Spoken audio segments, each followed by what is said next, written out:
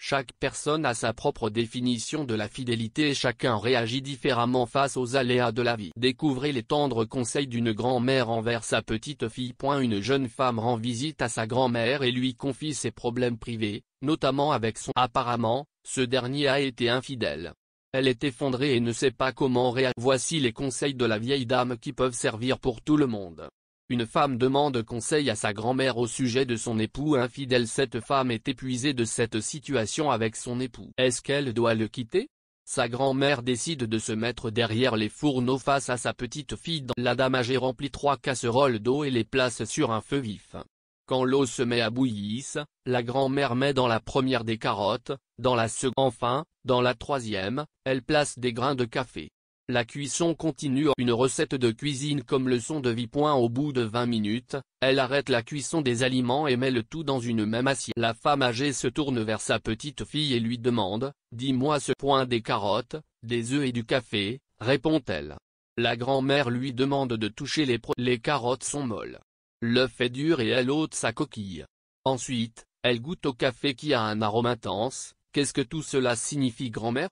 Cette dernière lui explique que chacun de ces aliments a réagi de manière différente face à la même adversité, à savoir l'eau bouillie. À la base, la carotte était dure et solide.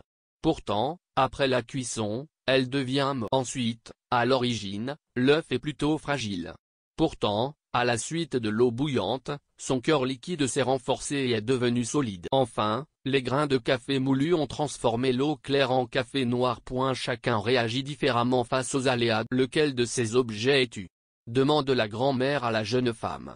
Et vous, cher lecteur d'Objeco, comment réagissez-vous face à l'adversité?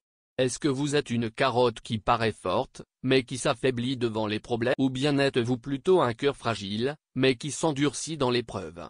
Par exemple, est-ce que vous avez vécu un drame dans votre passé qui vous a renfermé sur vous-même? Un deuil, une séparation, des problèmes financiers ou autres? La coquille paraît être la même d'un point de vue extérieur, pourtant à l'intérieur, est-ce que vous n'êtes pas devenu trop dur?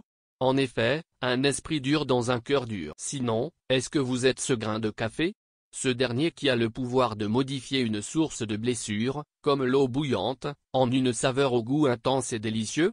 Si vous êtes comme ce petit aliment, vous avez la capacité de modifier n'importe quelle situation et même les plus compliquées. Même quand tout semble perdu, vous pouvez voir le positif et surmonter cette mauvaise passe. Une chose est sûre, cette femme âgée a vraiment le don de faire passer les messages avec bienveillance à sa petite fille. Certainement, l'expérience qui parle. Chaque femme devrait avoir confiance en l'avenir. Chers lecteurs d'Objeco, on vous souhaite d'être un grain de café pour faire face à l'adversité. En effet, il faut toujours voir le verre à moitié plein, garder espoir et son optimisme. Ainsi, vous pourrez surmonter tous les obstacles que vous réserve la vie.